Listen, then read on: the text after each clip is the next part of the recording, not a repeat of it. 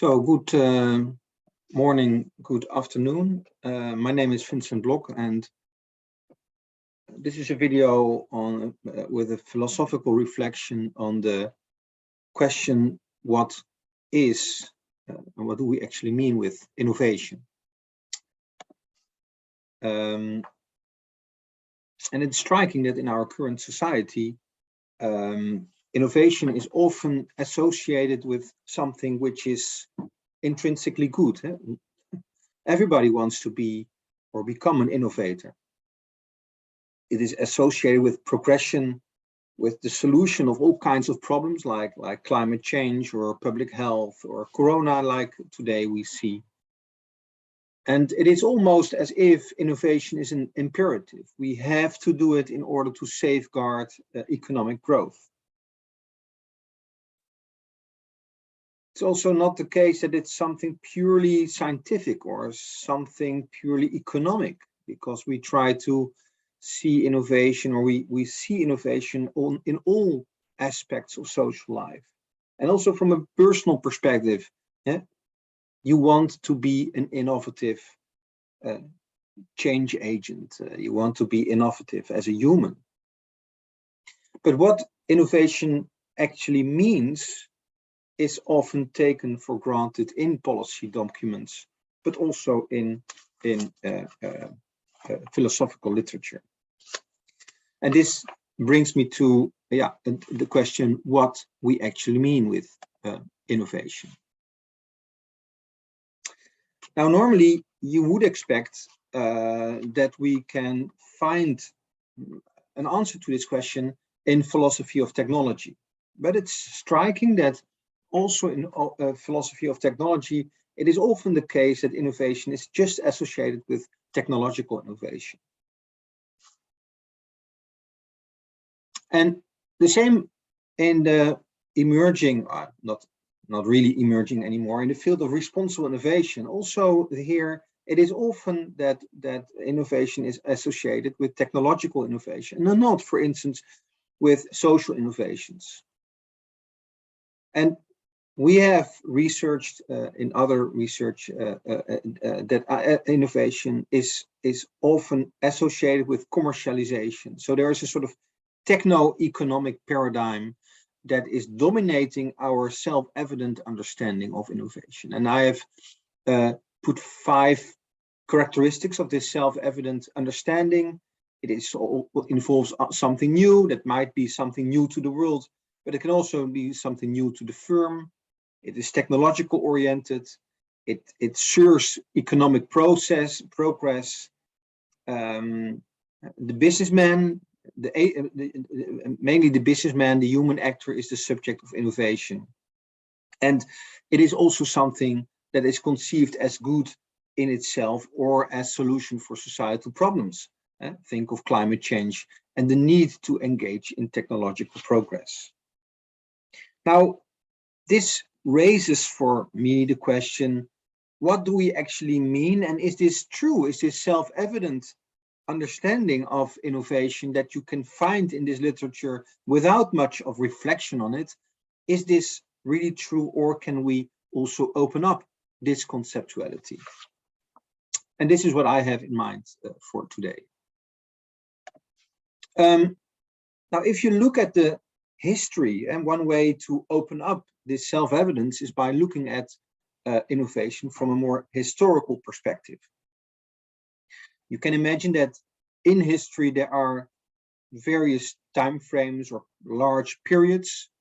For instance, the historical period in till 1800, where the dominant worldview was focused on the maintenance of the stable order, while from the Industrial Revolution onwards, around 1800, a new worldview emerged in which the ideal of progress and development was much more embraced. And you can imagine that in both time periods, also innovation has a different connotation, or something that is differently assessed. And this is something which is greatly researched by our colleague Benoit Gaudin, who passed away last year, unfortunately. he showed that in this first time period, innovation mainly had a political connotation. I will come back to that later. And because the worldview was associated with stability and order, this innovation is not only a political innovation, but it's also a subversive and revolutionary, and was something which was negatively assessed. While only after 1850 to today, the ideal of achieving technological and economic progress became dominant as a worldview, and in this worldview, also technological innovation and the dominance of economic association with innovation becomes dominant. And it is interesting, we are not interested to provide a history of innovation. This is already provided by Godin. But such a broader picture of innovation opens up this self-evidence of techno-economic orientation and enables us to reflect on this notion of innovation. As this orientation with economics is relatively from recent dates. And this is what brings me to the video, the program for today.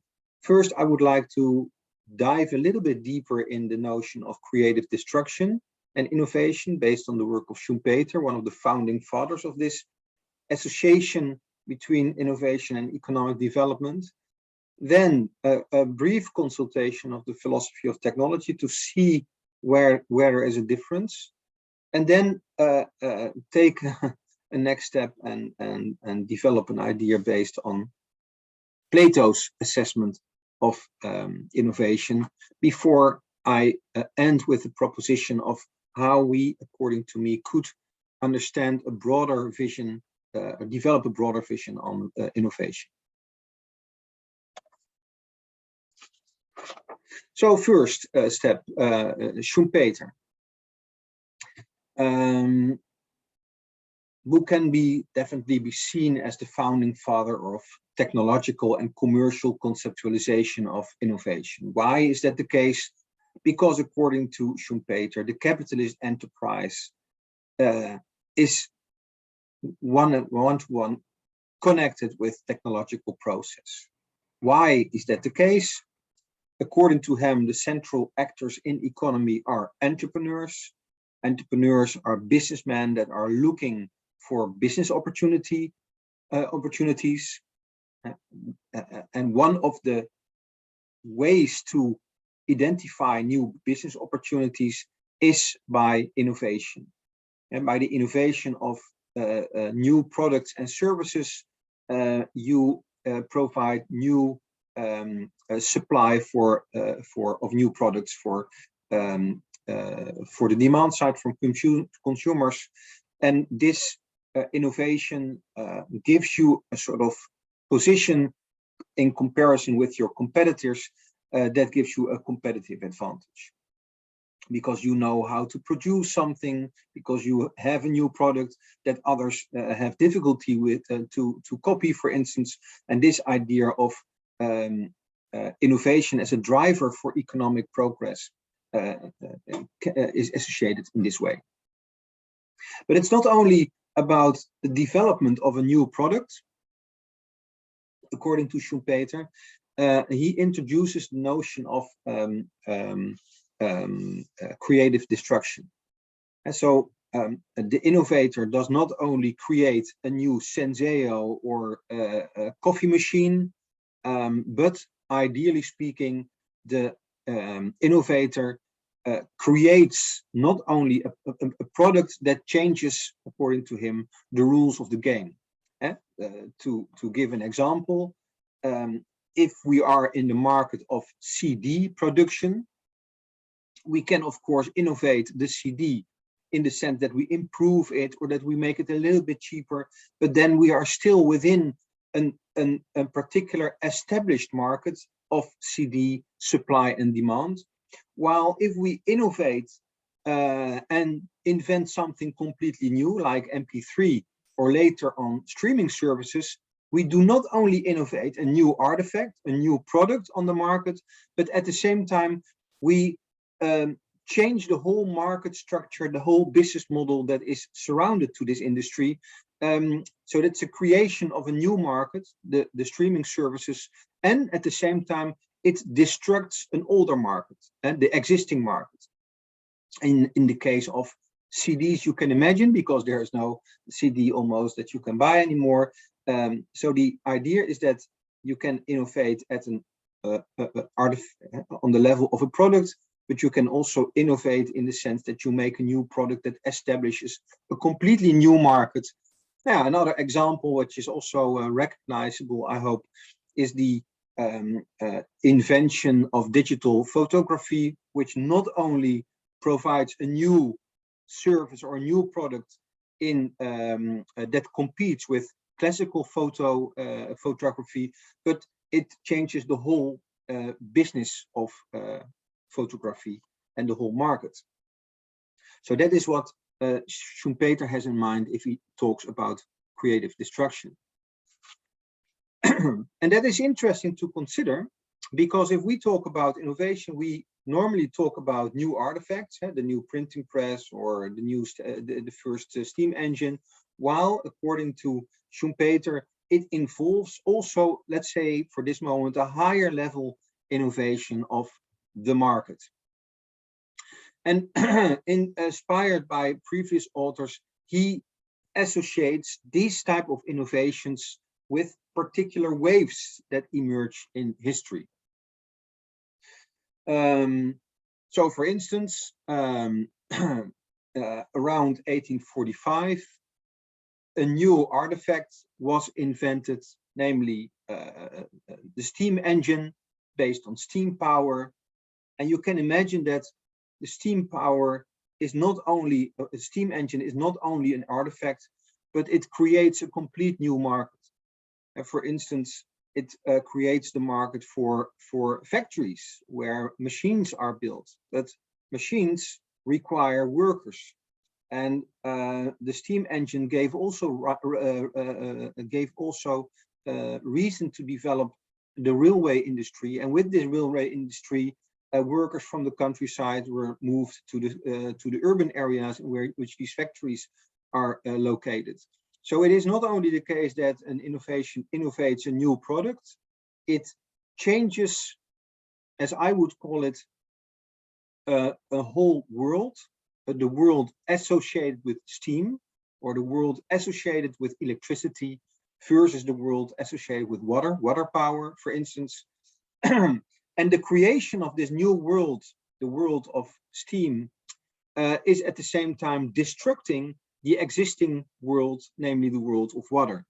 And this is depicted in these waves that Schumpeter is talking about, the waves associated with particular technologies, with particular inventions that give rise to a new economy, a new economic development that will decline and will be followed by others. So while we tend to look for innovations at the product level, we have to zoom out, according to Schumpeter, or inspired by Schumpeter, and to look at the changes that innovations involve at the level of, I call it, the world order, and from an as we tend to talk about world in philosophy. So innovation as creative destruction happens at the level of the artifact, the first printing press, the first steam engine, and it happens at this level of the world.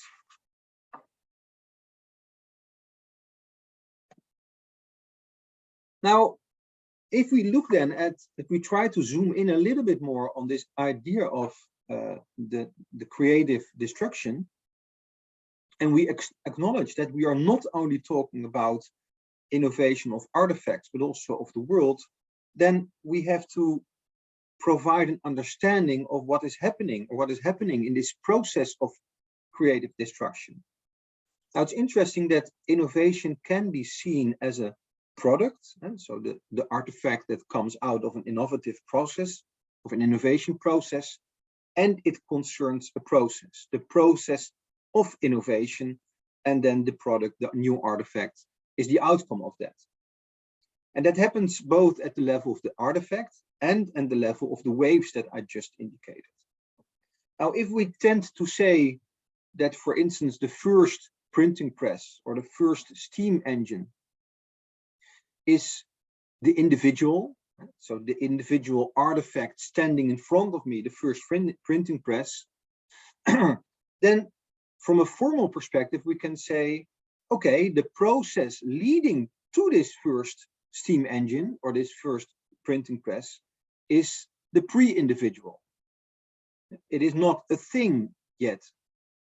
And the strange thing is that creative destruction is not the creative destruction of an artifact, but creative destruction characterizes this process of the pre-individual emergence of the first steam engine or the first printing press.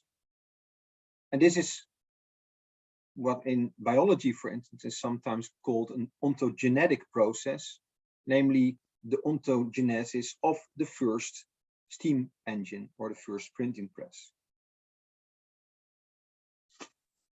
So we have now a few strange things already, because we started with the question, what is innovation? And we had all kinds of self-evident notions associated with it, while just a few steps in our reflection already opens up a complete new field with all kinds of new questions of what is actually at stake in this process.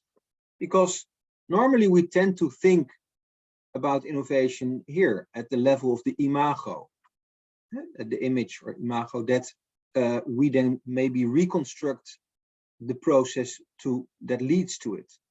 But if innovation is both a product and a process, we maybe have to shift our attention to this process itself, namely the process of creation and destruction. So let's take this first round of reflections as a starting point to compare what we have seen so far as the self-evident understanding of innovation and what the perspective of Schumpeter provides to us. Now, luckily enough, some of the issues we can recognize, for instance, newness, the idea of new to the world, that is the main innovation according to Schumpeter. And the same holds for the technological innovation. The orientation on technology is also rather strong in case of Schumpeter, although he acknowledges that creative destruction can also involve, for instance, ways of producing, ways of distribution, business models, and that sort of things.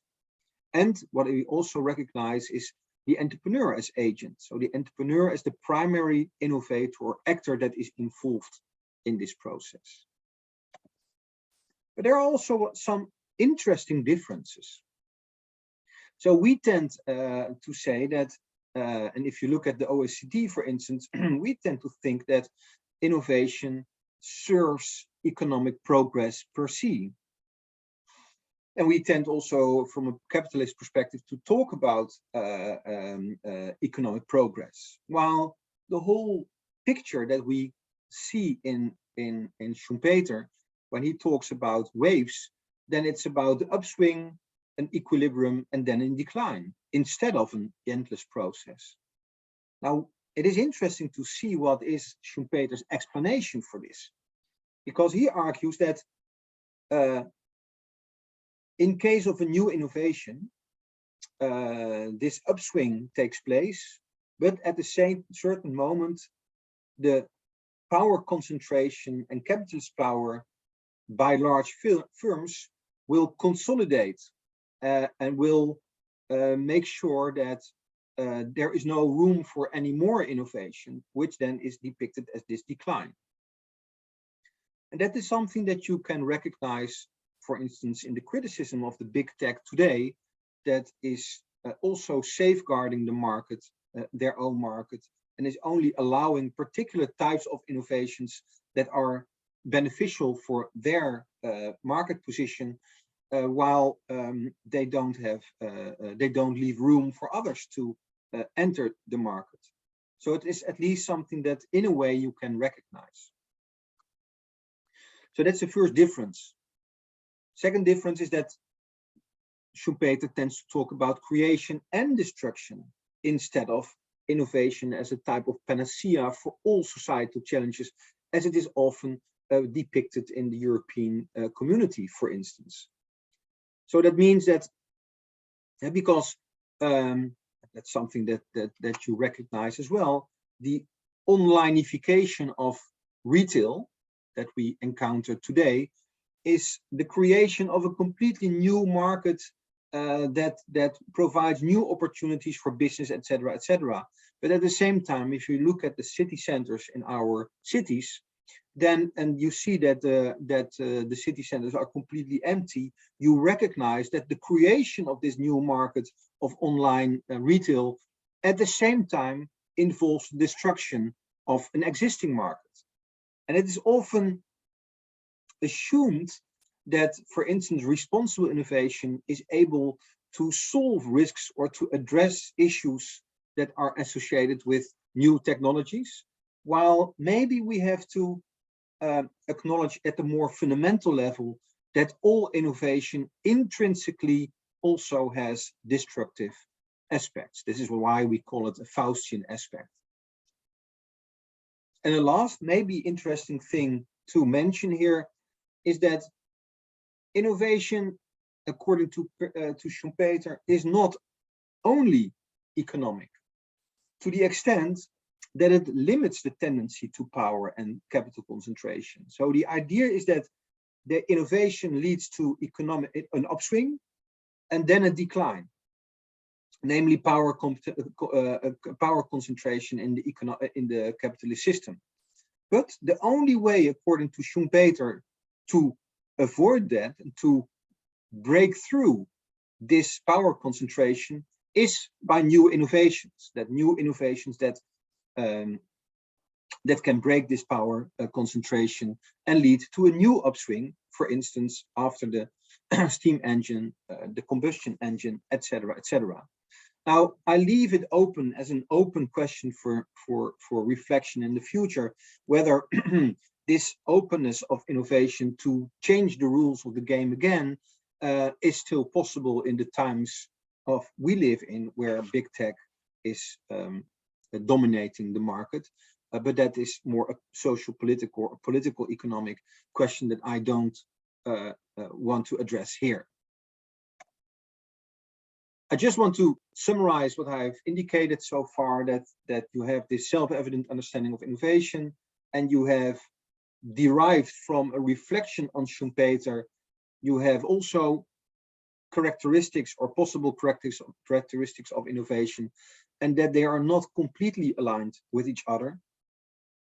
And that means that also for us as philosophers, we have to ask ourselves the question, to what extent do we accept this self-evident understanding of innovation? To what extent do we experience problems with this self-evident understanding? And if we experience these type of problems, are they, or can we relate them to the tensions that emerge if we compare it with Schumpeter?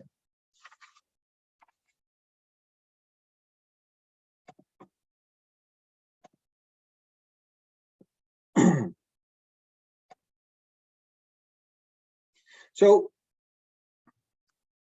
after the introduction, I have tried to open up this concept of innovation by looking at creative destruction. And we already have seen that we have reason to question this self-evident understanding.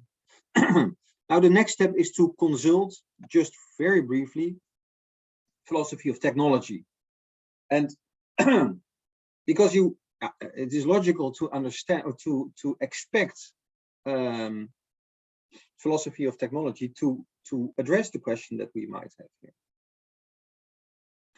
And here also I was quite disappointed when I was reading philosophy of technology literature from this perspective. because technology is focusing very often on the product level as point of departure, the tool, the machine, or the artifact. While in innovation, it is not only the product, it's mainly the product, the process that is leading to this product. And while we can say that all technology is the product of innovation, innovation doesn't necessarily produce new technologies, for instance, in case of social innovation. So it is not the case that technology and innovation is the same. And now, if you look at philosophy of technology, there is also very often a focus on the intrinsic orientation. For instance, Simondon was talking about, or Stigler and other philosophers of technology, who tend to look at the universal tendencies in the technologies themselves.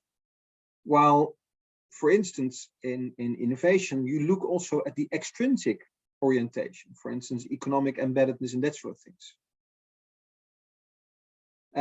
Technology is also often associated with the rule governing system. For instance, if we look at the work of Jacques Ellul, but is innovation really such a rule governed system, or is it the rule creating and rule destructing system? So also here you see that there is a difference between technology and the way we think about technology from various philosophical perspectives and the phenomenon of innovation. And last but not least, because for me it's also very important, if we, in phenomenology, we tend to say, okay, to understand technology, we have to start with the familiar. So technology is what we are already familiar with and that we are already intentionally involved with. While in case of innovation, new to the world innovations like the new printing press, it is not the known and the familiar, but it's the unknown and the unfamiliar which should be the point of departure. So that is very strange that in philosophy of technology, both if there is a reflection on innovation, it is associated with technological innovation, while just a brief comparison between the two phenomena gives at least sufficient reason to ask yourself the question, hey, what the heck, what is at stake here? This is something different.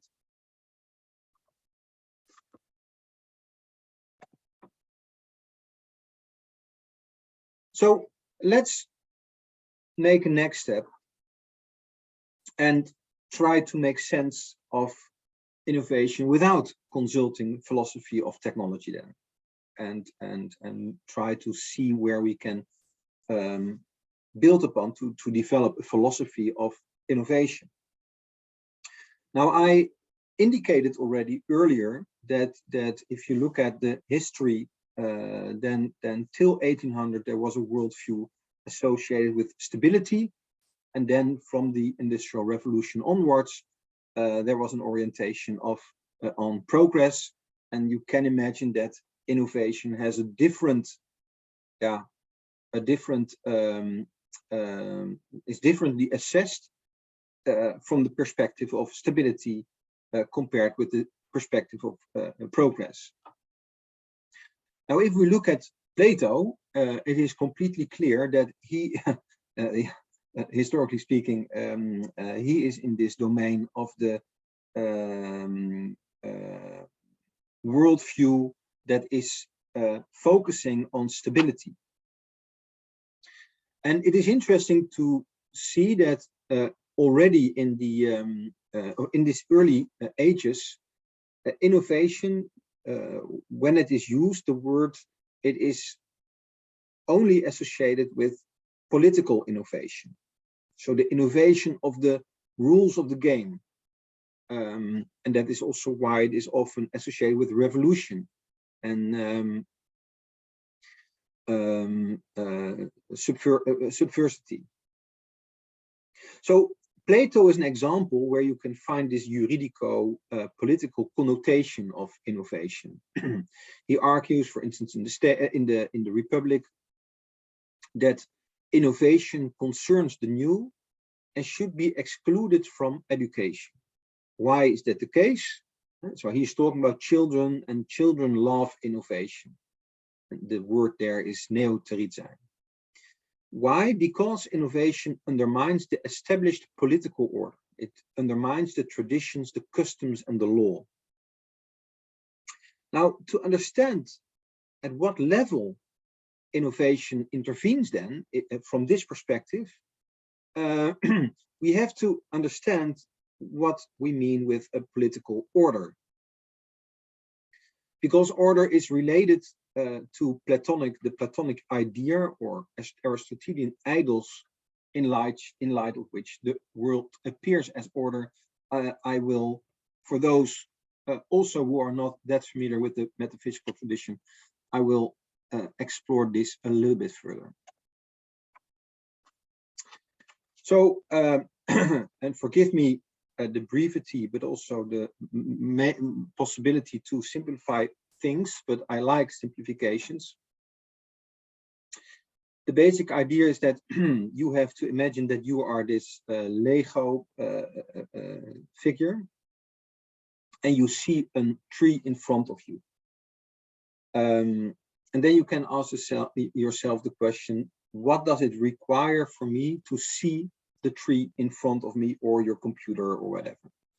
And then the idea is that, and that's the Platonic line of reasoning, in order to see a tree, you need the light of the sun. And that is already in the physical sense of the word, that if there is no light, it is possible that you don't see the tree. But it is also meant in the sense that in order to recognize the tree as a tree, you already need to know what a tree is, or what a car is. And this is why Plato is introducing the notion of the idea, for instance, the idea of the tree, or the idea of the car. And that idea provides you, this idea provides the light in which you see the tree as a tree. You can imagine also, without the idea of the tree, you wouldn't be able to see what is the difference between a tree and a car. And you cannot distinguish whether a car is an example of another tree or something different. So the idea is that we do not only have, and that is what is called the ontic level, our encounter of encountering beings in the world, but at the same time, this relation with the tree is already mediated by ideas, categories, values that constitute the world order in which the tree appears as a tree, the car appears as a car, etc., etc. Now, if we take this idea as a starting point for our reflection, then we can see that the juridico-political connotation of innovation is not associated with an artifact, the tree in this example, but it's associated with the ideas, categories, or values that establish a world order. So if Plato is opposed to innovation, it is not because he is afraid of new artifacts, but he is afraid of the innovation of the ideas that break the order of the world. So innovation is not innovation of new artifacts, but the innovation of the creation of new ideas or categories that on the one hand constitute a new world order, and with this on the other disrupt the existing world order.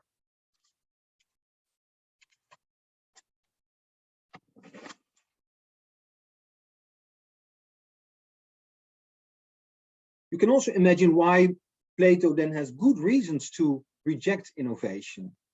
Because innovation, human innovation of a new idea, denies the eternal truth of the transcendental realm of ideas, the idea of the good or the idea of good, the justice, which is in line with the Christian tradition, the idea that the essence or the meaning of things is not something that humans invent, but is something that is given from God or whatever. And human innovation of these type of ideas denies, in a way, this existence of these internal truths that are in this realm of the ideal world. And the second one, yeah, if humans are trained in innovating ideas, they are not trained in what they should be trained in, namely the ability to grasp and to see these pre-given eternal ideas of justice to safeguard the political order. So we have learned two lessons so far. Innovation is an ontogenetic process, which is not only at an artificial level of the new artifact like the first printing press, but it's also the ontogenetic process of the world order associated with the printing press or associated with the steam engine. And innovation is also not necessarily economic, but political. And that's what we learned from Plato. It concerns the world in which we live. Now, I hope, of course, that you already in the meantime recognized a little bit what we have earlier said about the waves of Schumpeter, namely the waves that constitute, that create a new world order and destruct an existing world order. And at the same time that we can conceive the creative destruction that is at stake in these waves now as the creative destruction of the values, categories, or idea that constitute a world order.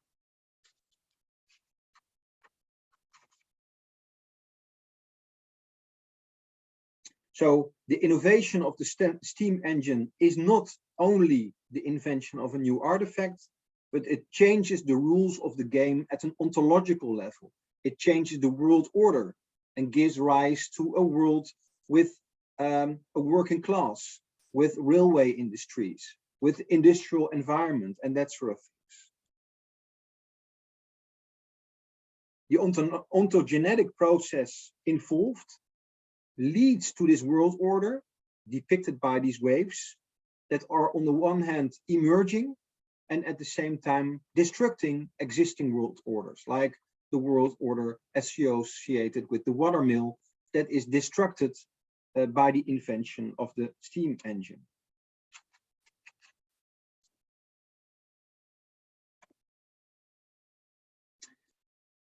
So we have now seen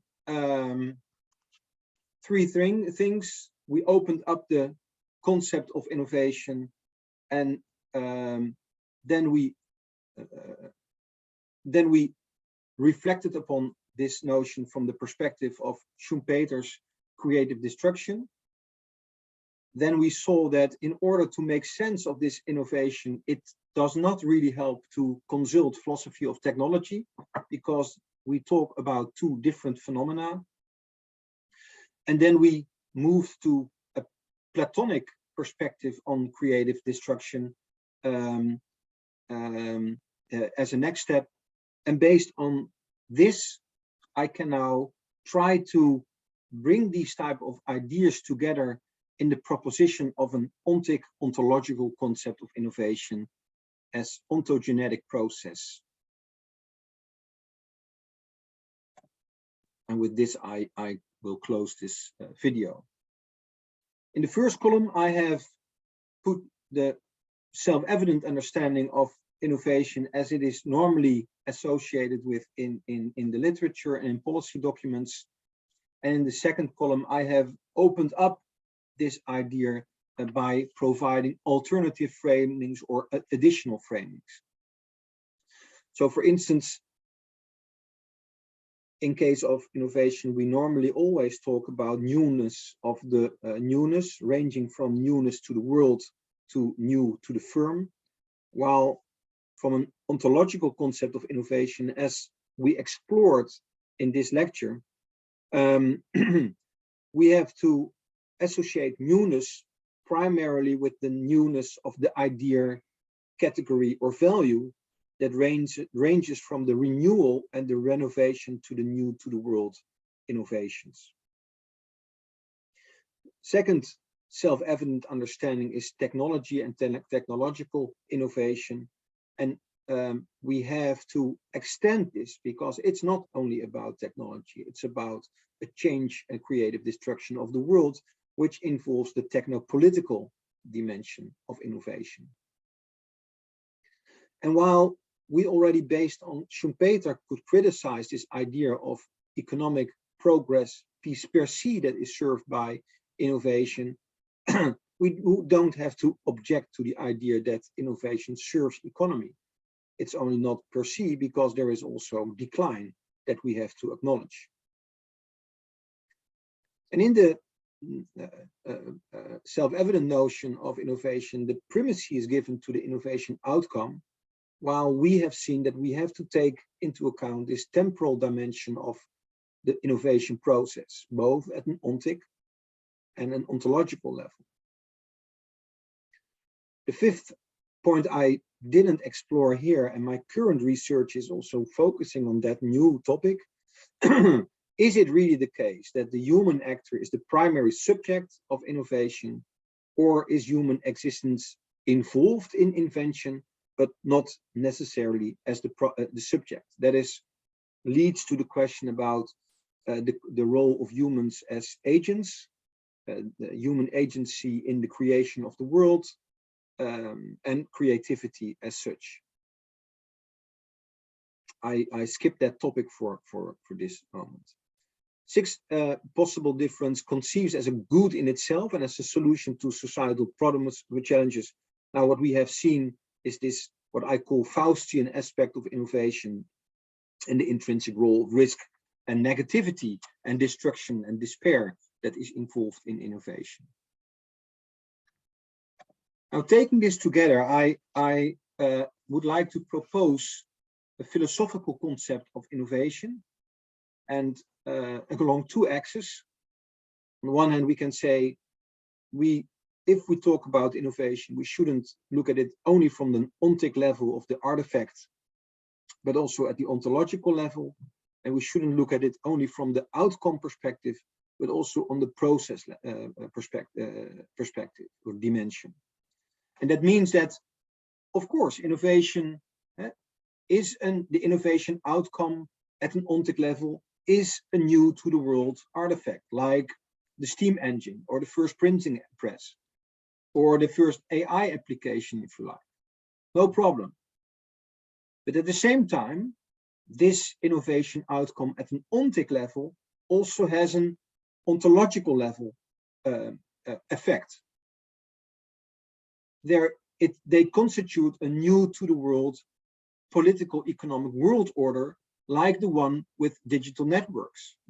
And that can be associated with internet, digitalization, AI, machine learning, and that sort of thing. So this is a whole new world as an outcome that we have to take into account next to this ontic level of the artifact. And also at the innovation process level.